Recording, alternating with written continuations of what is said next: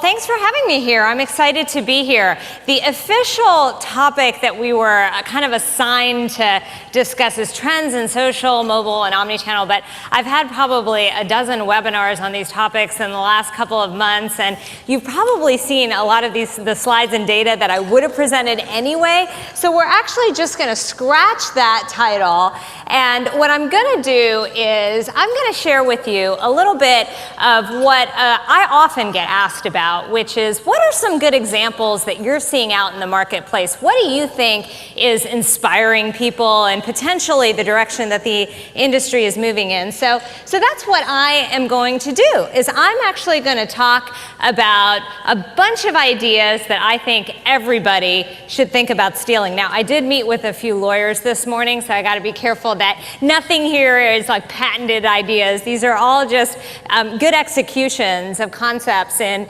retail and with manufacturer brands that I think are worthwhile to consider and to think about. Now, one of the things that I think is really important is all of this is, of course, going to be framed from the standpoint of shopping. And, you know, this is your typical shopping journey map.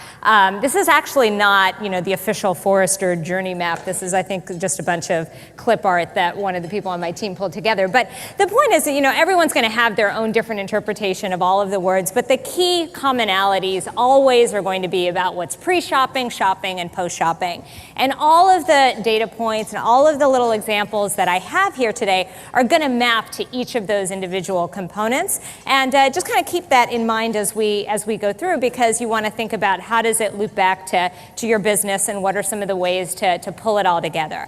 Now, if I would have known that we had live musicians, I would have just had them do a drum roll, but think through the virtual drum roll now, and I'm going to go through and start with some of these things that hopefully are good concepts to steal. Now, the first one is a company called Wolly Doodle. Now, I was one of the first people that for years had kind of left Facebook commerce for dead. I had been writing about it for quite some time and really struggled to find some good success stories there. And one of the things, though, in one of my early conversations a few years ago that was important that I had was with an investor in the e-commerce and online retail space, and she told me, she was like, I actually know of a successful Facebook commerce company. But she also said, but I'm not going to tell you the name because, you know, this is such a great idea that, you know, I'm just going to kind of keep it to myself. So she literally was like that. She was like, nah, I'm not going to tell you. And, you know, years later, you know, I'm trying to figure out who this particular company was. And it turned out that they actually were located in my backyard. I'm based in Charlotte, and this is a local North Carolina company. And now at this point, the cat's out of the bag. I don't know if you actually saw, there was a Bloomberg article about this company the other day. But I thought that what I would do is share with you a little video on the founder who is being interviewed here to give you a little bit of context, and then I'm going to talk you through exactly what it is they do and what's stealable about it. Video. Okay, now how much did you have to learn? Like, what's the learning curve like when you start? You're a mom, you just make a couple dresses for your beautiful little daughters, and then all of a sudden now you've got 115 employees. How do you learn how to do all that?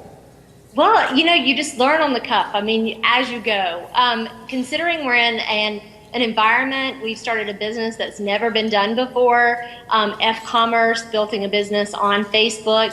There wasn't a textbook for us to read or anything that we could go and study. So it's been just a big challenge and learning every single day. And that's probably the best, because I think if anyone would have told me how much work this was going to be in the beginning, I think I would have been a little bit shy to it. So that little misspelling on that video aside, which I thought was funny because it just shows really how green and young and evolving this company is. But here's basically what they do: is they have a Facebook page, and what the company does is they put pictures of the items that they want to sell. These are basically samples, and then the comments section has the opportunity for people who are interested in that product to say, I'm sold, I want to buy that product, this is the size you want to send me, and here's my my email address. That's it. That is their order management system. And this company now does somewhere north of $5 million, south of $10 million, mostly on Facebook. And one of the things that I think is really so critical about the success of this business is that it taps into one of the aspects that we've known for a while has been pretty effective with respect to Facebook, which is a lot of the sharing of products, particularly post-transaction sharing. But one of the challenges with post-transaction sharing has been to get that volume up. In general, when you offer consumers that opportunity to share their purchases, you're lucky if you get 10 to 15% of those transactions actually shared, and that number has probably gone down over time. The brilliant thing about this model is they have figured out a way to get 100% plus, more than the number of people who have actually purchased, actually sharing. And we know that really that share is so much more impactful when the consumer has indicated that they've put skin in the game and they've actually decided to purchase something rather than it's something that they've just merely liked. Another thing that I think is really interesting and important is how critical it is to troll the fringes for product ideas. And what I mean by that is that the opportunity to differentiate what you have on your site and the new product ideas that are out there is often not an easy process. You know, you typically will have buyers going to conventions or other types of shows for that aspect of product discovery.